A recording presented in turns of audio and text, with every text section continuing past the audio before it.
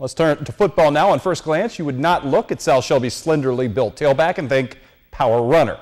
But appearances are deceiving when it comes to Shawn Bertrand, who, ironically enough, seems to get better as the surface he plays on gets worse. Last night's tour de force performance against Louisiana only added to his growing legend as a mudder. South Shelby football, we like playing in the mud. Power game, that's what we do. We're going to come out and play as hard as we can and hopefully come out with a win. Yeah, we like the variety we have back here. Austin Hall's a kid that we like to have touch the ball about 10 or 12 times.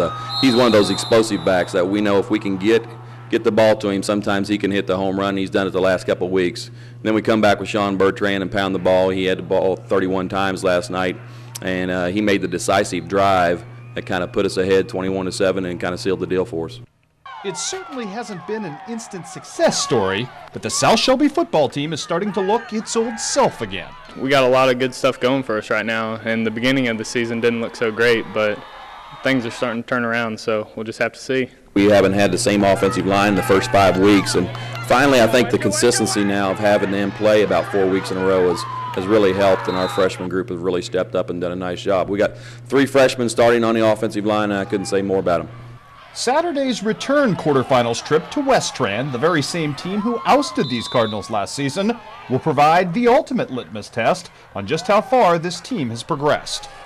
You know, last year was just a defensive battle, and you know, we did really well on defense. This year is we're going to have to move the ball on them a little bit more on offense. They're playing a little different defensive scheme than they were last year. We got to find ways to attack it, do a better job of staying on our blocks. Last year those linebackers filled the hole great, and they're doing it again this year. The Baxter kid at middle linebacker is tough. We got to find a way to get to those linebackers, block them with either a fullback or offensive line, and create holes for ourselves. They are a little different team, but they're doing pretty much the similar things. You know, Buffington has taken over for Hunt at quarterback. He's a little more slasher and dasher. Hunt would like to run you over. Buffington likes to get through those creases, and he gets through them quick. You know, Dale at tailback for him still.